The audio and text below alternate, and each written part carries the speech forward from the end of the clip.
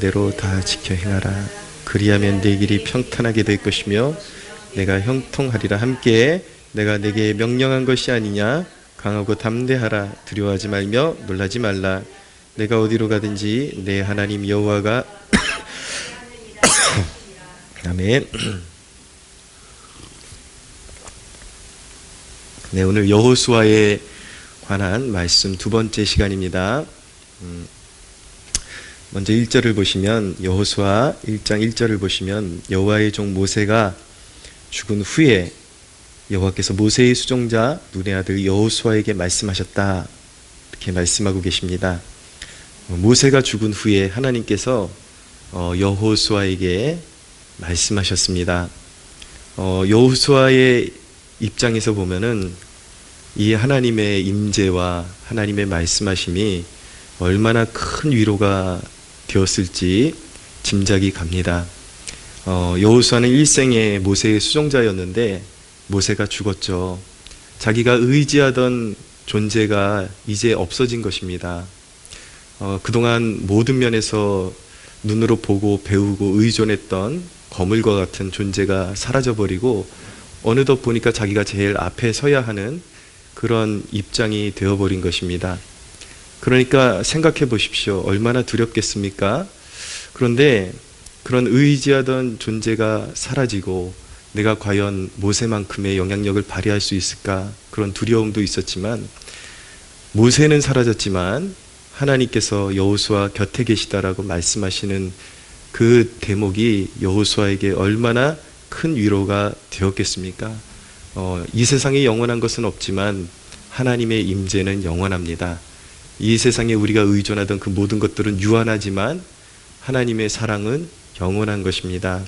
그래서 하나님께서 너무나도 감사하게 여호수아가 그렇게 두려워할 것을 아시고 여호수아를 시작하는 첫 대목이 무엇이냐면, 위대한 비전과 사명을 이루는 대목에서 먼저 시작하는 것이 아니라 그렇게 두려워하고 있을 여호수아를 격려하시는 대목부터 시작한다라는 것, 참 우리에게 큰 위로와 도전이 됩니다.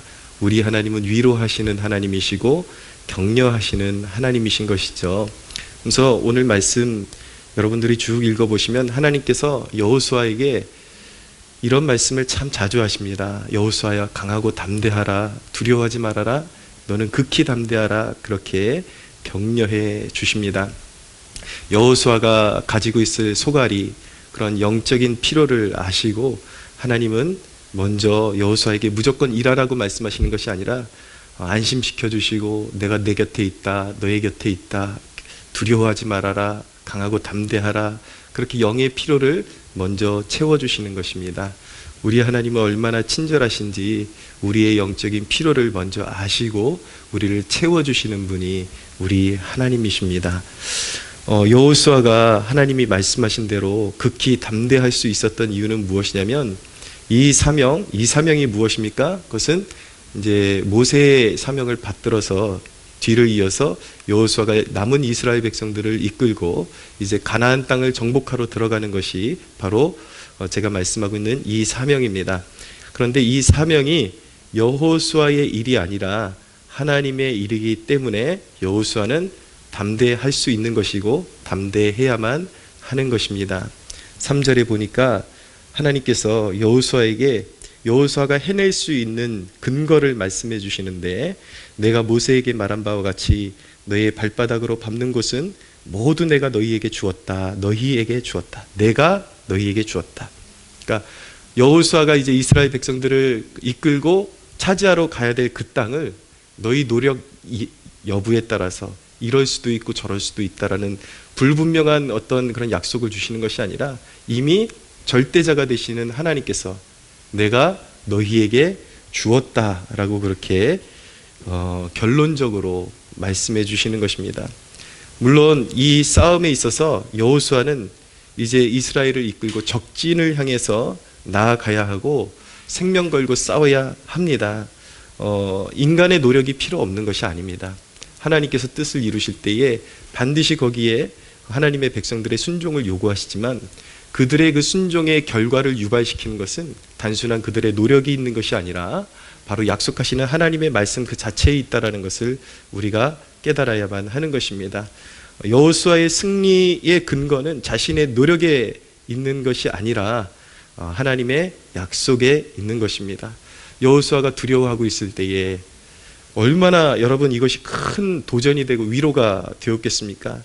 네가 열심히 싸우는 것을 봐서 내가 도와줄 수도 있다, 이렇게 말씀하시는 것이 아니라 이 모든 땅을 내가 너희에게 이미 주었다, 이 약속 믿고 너희가 나가서 싸우면 반드시 그 땅을 취하게 될 것이다 라는 확언을 하나님께서 주고 계신 것입니다. 여러분, 우리가 여호수아와 같이 어떤 일을 감당하게 될 때에 하나님께서 반드시 이루어내신다라는 확신을 가지고 일할 수 있는 존재로 부름받았다라는 사실을 아십니까? 이것이 과거에 여호수아가 어떻게 살았는지를 연구하라고 우리에게 단순히 주신 말씀이 아니라 그 연구를 통해서 발견한 영적인 메시지가 바로 너희에게 주는 약속의 말씀이야, 이렇게 기록된 것이 바로 성경 아니겠습니까? 그래서 여호수아에게 하나님께서 격려하시고 약속하신 그 말씀이 바로 저와 여러분들에게 주시는 약속이라는 것을 기억하면서 이 말씀을 묵상하고 다가서야만 하는 것입니다. 할렐루야. 여러분,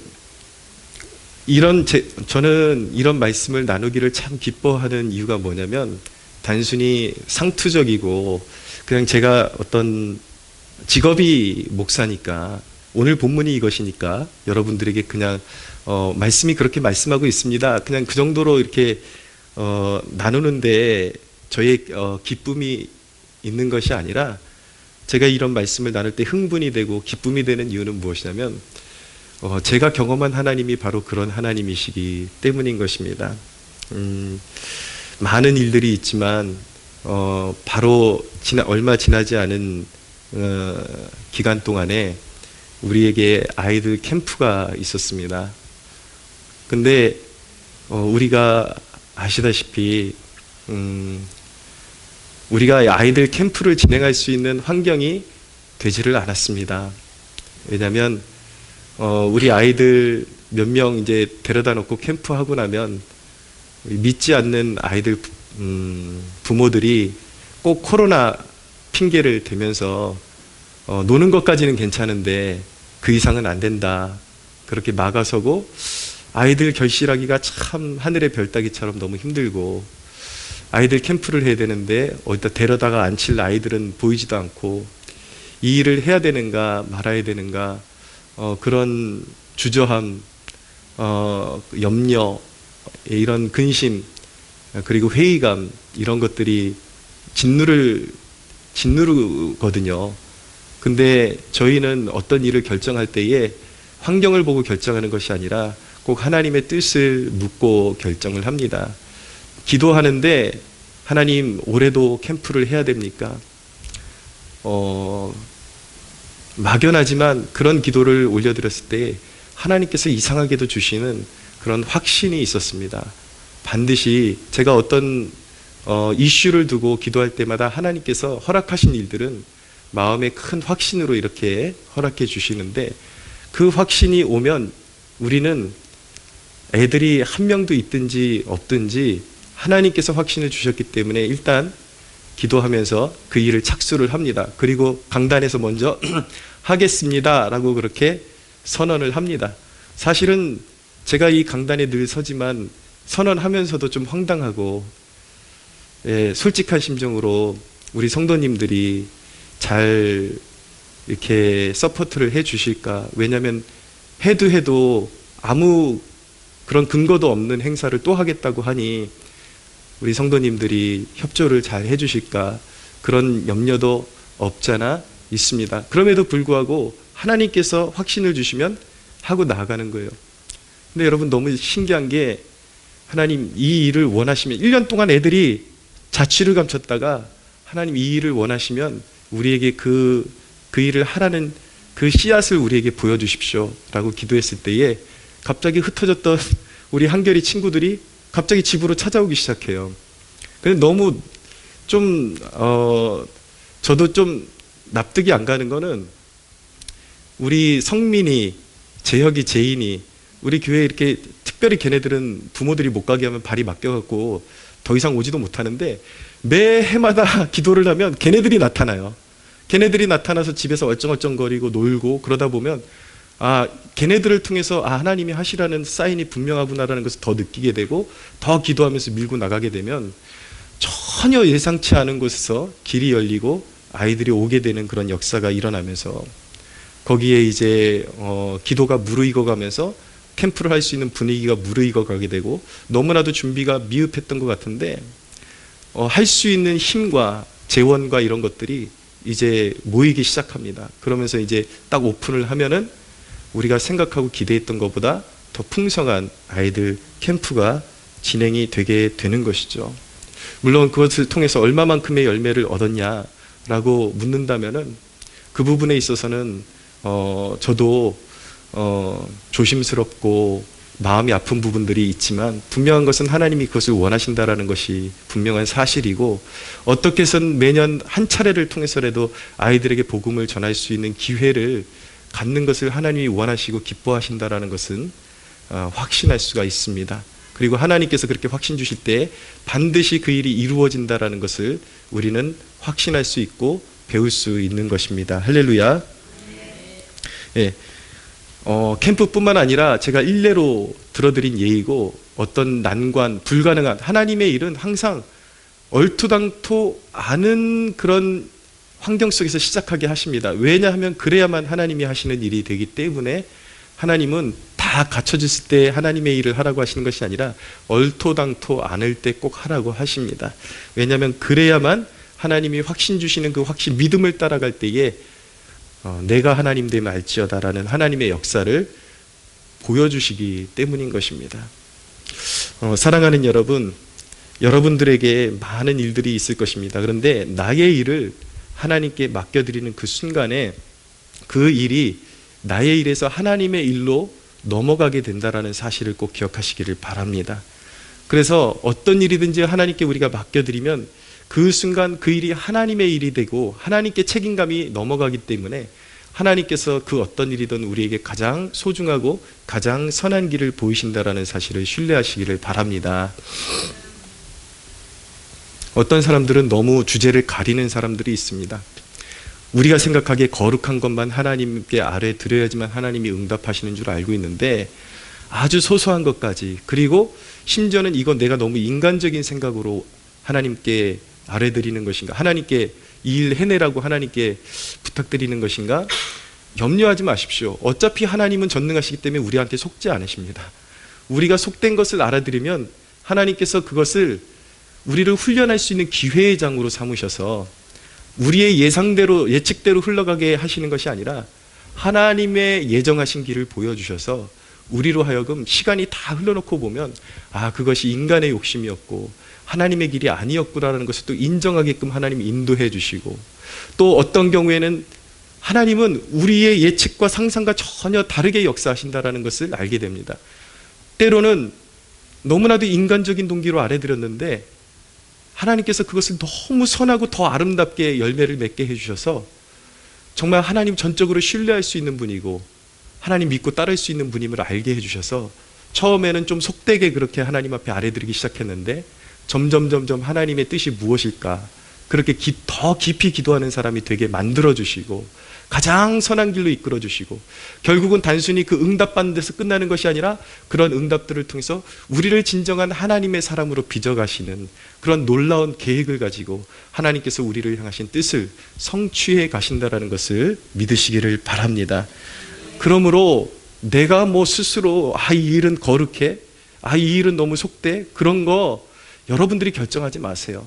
나는 하나님 없이 살 수 없다라는 그런 절대적인 믿음을 가지고 소소한 것 하나하나 하나님께 알아드리고 가장 선한 길을 보여달라고 하나님 앞에 인도하심을 구하십시오. 그러나 한 가지, 나의 아집을 내려놓기로 결단하십시오. 하나님께서 이 그림을 어떻게 이끌어 가시든지 순종하겠습니다 라는 결단으로 나갈 때에 하나님께서 반드시 내가 생각하고 내가 우기고 이렇게 해달라고 우기는 것보다 더 값지고 더 아름다운 길로 하나님께서 반드시 이끌어 주신다라는 사실을 믿으시기를 바랍니다. 하나님은 여호수아를 향해서 격려를 이어가십니다. 5절을 보십시오. 여호수아 1장 5절입니다.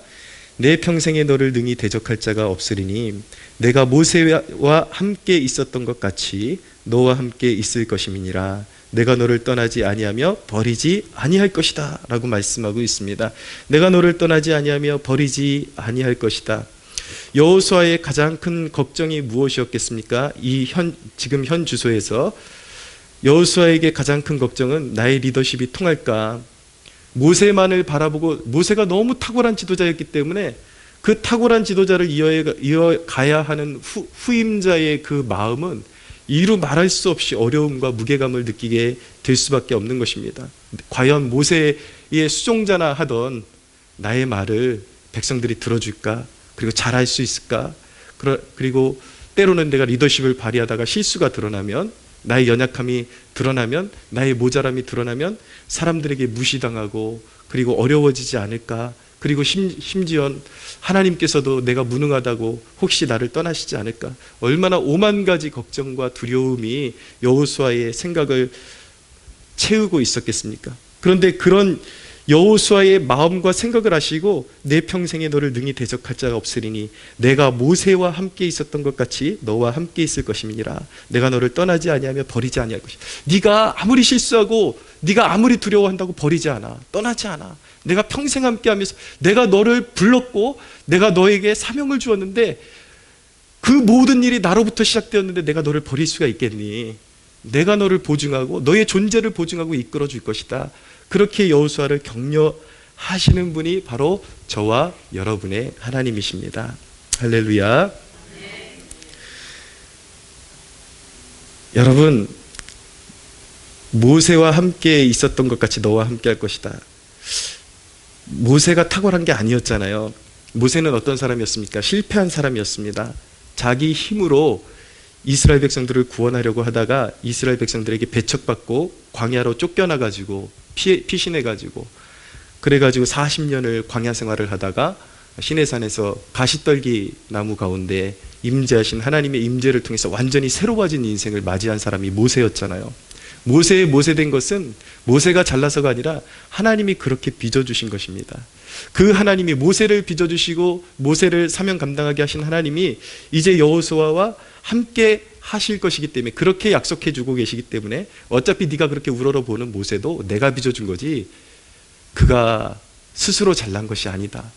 그렇기 때문에 모세를 붙들었던 나의 손으로 이제는 너를 붙들 것이다. 그렇기 때문에 이 약속이 함께하기 때문에 여호수아는 두려워할 이유가 없는 것입니다. 할렐루야. 사랑하는 여러분, 선한 영향력이라는 것은 어디서 나오는 것입니까? 여러분, 사람들에게 선한 영향력을 끼치는 존재가 되기를 사모하십시오. 그런데 그것을 내 힘으로 하려고 집착해서는 안 되는 것입니다. 모세가 그런 마음을 가지고 있다가 자기의 힘으로 이스라엘 백성들을 구원하려고 했다가 철저히 쓴맛을 봐야 했던 것입니다. 선한 영향력은 어디서 오는 것인가? 우리는 선한 영향력에 대한 기대감과 그리고 소원함을 가져야 되지만 기도하면서 성령께서 나를 그렇게 사용하시도록 성령님이 철저히 나를 이끌어 주십시오. 그 마음으로 나의 삶을 하나님 앞에 내려놓을 때에 성령께서 나를 이끌어 가시는 그 길 속에 선한 영향력이 있음을 믿으시기를 바랍니다. 모세가 실패했던 것처럼 우리도 실패를 반드시 경험해야 하는 것입니다. 그 길은 하나님께서 사랑하는 백성들에게 정해놓으신 길인 것입니다. 반드시 십자가를 통해서 부활의 영광으로 들어가게끔 그렇게 하나님께서 정해놓으신 거예요. 연단이 있고 그리고 광야 생활이 꼭 있습니다.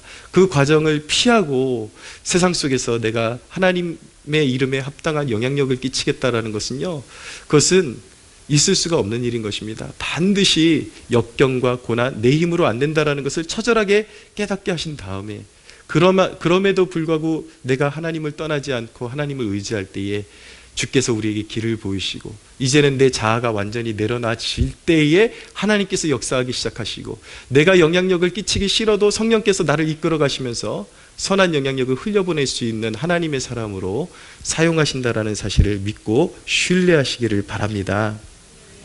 7절을 보십시오. 함께 읽어볼까요? 시작. 오직 강하고 극히 담대하여 나의 종 모세가 내게 명령한 그 율법을 다 지켜 행하고 우로나 좌로나 치우치지 말라.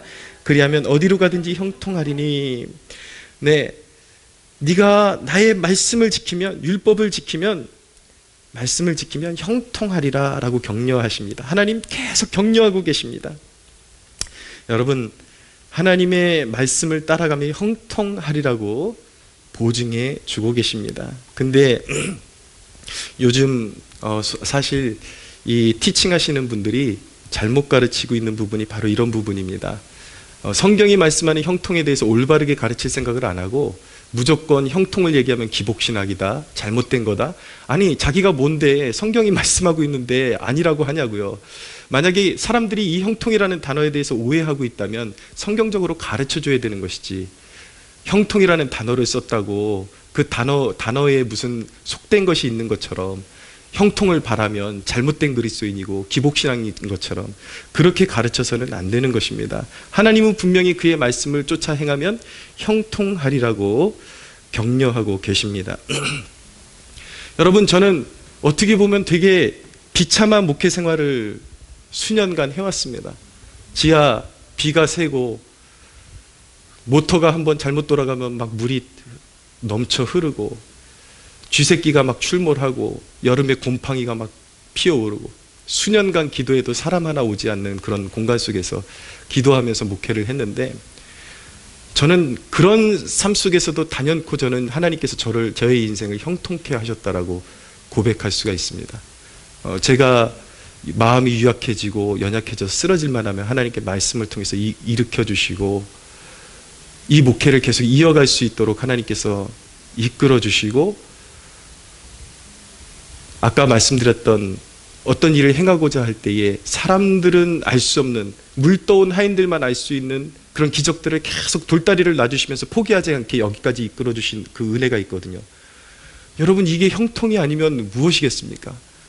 가장 어려운 상황 속에서 사람들은 저 목회자 되게 비참하게 목회한다 라고 판단할 수 있겠지만, 나만 알고 있는 그런 기적들이 계속 돌다리가 형성되면서 하나님의 임재가 너무나도 강하게 느껴지고, 나를 붙들고 계신 하나님의 존재가 너무나도 확실하게 느껴지고, 남들은 불가능이라고 하는 속에서 헤쳐나올 수 있는 힘을 주시니, 이것이야말로 형통이 아니겠습니까? 믿으십니까?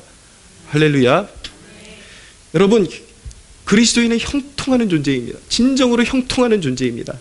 찬송가에도 만사 형통하리라. 아니, 왜 이 놀랍고 은혜로운 찬양을 버리려고 합니까? 이 사람들, 왜 형통이라는 단어가 속되게 느껴지는가? 자기 자신이 속되니까. 자기 자신이 살아계신 하나님의 그런 임재와 하나님의 붙들어 주심을 경험하지를 못했으니까. 괜히 엄한 하나님의 말씀까지도 바꾸려고 들고, 자기 경험에 따라서. 여러분, 교회 안에 이거 큰 문제입니다. 성경을 성경대로 가르쳐 주는 것이 아니라 해봐도 안 되는 자기의 쓴뿌리에서 형성된 절망의 신학을 사람들에게 심어주고 있는 그런 것. 여러분, 우리 하나님께는 절망은 없습니다. 할렐루야. 예, 만사 형통합니다. 예, 거꾸로져도 형통합니다. 우리 그리스도인들은 죽어도 사는 존재입니다. 부활의 생명이 우리 안에 있는데 무슨 헛소리들입니까? 어디 성경이 형통한다고 말씀하고 있는데 형통이 없다 그러고 기복신학이라 그러고. 물론 기복신학은 따로 있어요. 있지만 단어 가지고 장난질하면 안 되는 거예요. 형통은 있습니다. 우리 하나님은 형통케 하십니다. 사람들은 말장난을 얼마나 좋아하는지 몰라요. 그 의미를 잘 알아야 되는데, 이거는 그냥 제가 여담으로 곁들여서 말씀드리는 것인데, 제가 장신대 출신이잖아요. 장신대 신학이, 장신대가 이제 교단으로 말하면 통합이라 그러니까, 이 유튜브 상에서 통합의 의미는 천주교와 개신교를 막 짬뽕시켜서, 그리고 종교다원주의를 주장하는 그런 신학을 추구하는 신학교가 장신대고, 그리고 통합측이다, 이렇게 가르치는, 정말 제 앞에 있으면 꿀밤을 한 대 꽉 쥐어박아주고 싶은 그런 존재들이 있습니다. 어떻게 그렇게 설교를 하는지 모르겠어요. 정말 너무 정말 한심하고, 또 그걸 믿고 아멘 아멘 하고 추종하고, 그런 사람들이 수십만 명에 달한다라는 것이 믿겨지지를 않습니다. 장신대가 말하는 통합이라는 것은 그런 통합을 말하는 것이 아니라 통전적 신학을 지향한다라는 뜻을 가지고 있습니다.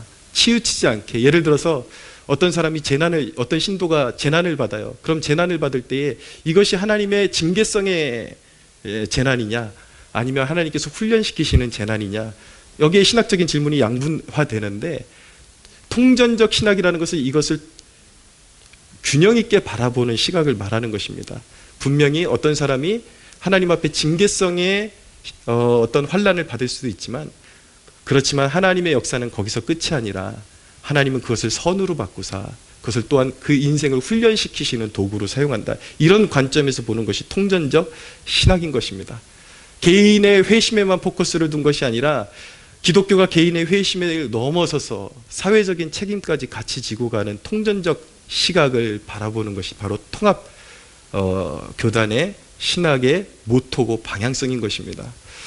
요즘 보면 유튜브가 사람을 미치게 만들어요. 그러니까 말도 안 되는 것들을 막 어디다 프레임을 씌워가지고, 통합 측은 이런 거래, 어느 사역자는, 그러니까 보면은 너무 멀쩡한 사역자들이 다 병신되고 쪼다대고 나가리되고, 그런 거 보면은 너무 안타까워요. 안타까워. 멀쩡한, 우리 기독교 역사에 얼마나 위대한 하나님의 사람들이, 하나님께서 주신 보화 같은 사람들이 있습니까? 이 땅의 건국의 역사를 주장했던 이승만 대통령도 마찬가지지만, 영적으로는 같은 시기에 한경직 목사님이라는 거물이 이 나라의 영적인 흐름을 이끌어왔는데, 더 모르는 인간들이 모여가지고 한경직 목사님이 종교 다원주의니, 그러니까 진리를 진리로 바라볼 줄 모르고 성경을 성경을 바라볼 줄 모르고 그냥 유튜브를 통해서 진리를 배워대니까 다 미쳐가는 거예요. 반쯤 미쳐있는 그런 존재가 되는 거예요. 사리를 분별을 못해요. 사랑하는 여러분, 하나님의 말씀을 진리 그 자체로 대면할 수 있는 영적인 순수성을 회복할 수 있는 성도들 되시기를 축복합니다. 단어에 치우치지 마세요. 그냥 하나님이 형통하신다 그러면 그 형통의 의미가 뭘까 연구하고, 하나님이 원하시는 형통, 그것을 사모하고 나아가면 되는 것입니다. 사람들 말에 휘둘리고 잘 모르는 사람들 말에 어떤 유튜버가 이렇게 말했어, 어떤 유튜버가 이렇게 말했어, 제발 그렇게 살지 마세요. 제발. 여러분, 형통하려면 반드시 지켜야 하는 것이 있습니다. 그것이 무엇이냐면 8절을 보십시오. 같이 한번 읽어보겠습니다. 8절 시작. 이 율법책을 내 입에서 떠나지 말게 하며 주야로 그것을 묵상하여 그 안에 기록된 대로 다 지켜 행하라. 그리하면 내 길이 평탄하게 될 것이며 내가 형통하리라. 아멘. 이 율법을 다 지켜 행하면, 여러분, 여기서 율법은 하나님이 정하신 삶의 원리, 곧 하나님의 말씀을 말하는 것입니다. 근데 그 말씀을 어떻게 대면하라고 말씀하고 있냐면 8절에 첫째로 주야로 그것을 묵상하라고 말씀하고 있습니다. 어떻게 해서든 제가 간단하게 메시지를 전하고 기도하는 데 포커스를 맞추기 위해서 이 부분에 좀 상세하게 제가 설명해야 되는 부분이 있음에도 불구하고 간단하게 그냥 넘어가도록 하겠습니다. 묵상해야 합니다. 하나님의 말씀이 주야로 우리의 삶 가운데 녹아들 수 있도록, 우리의 뼈마디에 녹아들 수 있도록. 은혜를 받아도 자기 생각과 자기 논리에 꽉 갇혀있는 사람들은 자기의가 강해져가지고 하나님의 말씀에 옳게 반응할 수가 없습니다. 그렇기 때문에 항상 우리 마음을 가득 채우고 있는 세상의 논리들이 말씀으로 씻김을 받을 수 있도록 매일매일 말씀 앞에 서야 하는 것이고, 주야로 말씀을 묵상하는 자가 되어야 하는 것입니다. 두 번째로 그 말씀을 다 지켜 행하라고 말씀하고 있습니다. 다 지켜 행하라. 여러분, 가만히 보니까 우리 그리스도인들이 싸우는 것은 잘 지켜요. 싸우는 거, 정의를 지킨다고 동성애 이런 거, 당연히 싸워야죠. 근데 싸우는 부분은 잘하는데 하나님의 말씀을 예민하게, 그리고 드세게, 그런 부분은 잘 지키는데 사랑하는 일은 또 잘 지키지를 않습니다.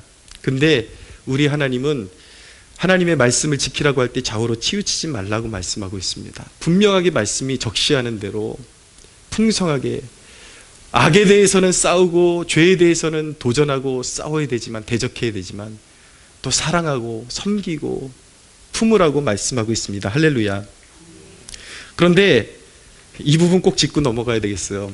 제가 가끔씩 논쟁에 휘말릴 때가 있거든요. 근데 어떤 목회자들이 좌우로 치우치지 말라 그랬으니까 어떤 경우에 제가 북한의 인권을 위해서 목소리를 내는 것이 그리스도인이 해야 될 일입니다. 그러면 당신 왜 정치적인 말을 해? 그러면서 하나님의 말씀이 좌우로 치우치지 말라 그랬어. 당신 그거 보수 정당이 하는 말 아니야? 그러면서 그런 논리로 오는 그런 신앙인들 목회자들이 제법 있습니다. 좌우로 치우치지 말라는 건 이도저도 아닌 그냥 중간으로 가라는 말씀이 아니라 하나님의 말씀 밖으로 벗어나지 말라고 말씀하는 것입니다. 그냥 이 사람도 옳고가 아니라 이 사람이 잘못했으면 잘못한 거예요. 김정은이가 사람들을 노예 삼고 있는 것은 좌우의 문제가 아니라, 좌우로 치우치는 문제가 아니라 사실 그 자체인 것입니다. 그것은 하나님이 악으로 규정하시는 것입니다. 잘못된 것을 잘못됐다고 하고, 사회가 하나님 앞에서 그릇된 방향으로 가고 있는 것은 죄는 죄인 것이지, 그걸 보면서 무슨 정치적이니 좌우로 치우치지 말라 그랬다느니 어떻게 그리스도인들이 이렇게 사리분별을 못할 수가 있습니까? 좌우로 치우치지 말라는 것은 하나님의 진리의 말씀을 곧게 바라보며 따라가라는 그런 말씀이라는 것을 꼭 기억하시기를 바랍니다. 할렐루야.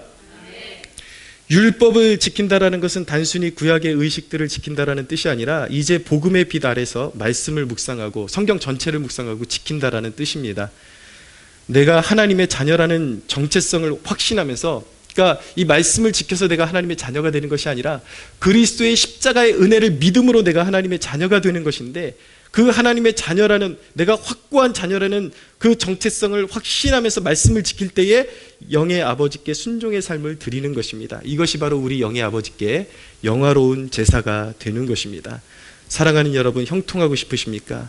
이제 자기 길로 그만 달려가십시오. 혼자만의 길로 그만 달려가십시오. 하나님의 계획대로 하나님이 주신 사명을 위해 살게 하소서, 그렇게 기도할 수 있는 여러분들 되시기를 바랍니다. 항상 하나님과 함께 동행하고 하나님 없이는 아무것도 할 수 없다라는 고백 가운데 시간 낭비하지 말고, 조금 더 시간이 지나서 하나님 앞에 순종하고 헌신하겠다고 미루지 말고, 여러분들의 인생이 아까운 것을 느끼신다면 지금 하나님께서 원하시는 삶을 살게 해달라고 기도하시기를 바랍니다. 주의 백성들이여, 오늘 여호수아에게 하나님께서 말씀하신 한마디, 이 말씀을 꼭 기억하십시오. 강하고 담대하라. 할렐루야. 무슨 일을 만나든지 강하고 담대하십시오. 우리 하나님이 함께 하십니다. 우리 하나님께 영광의 박수 올려드리겠습니다.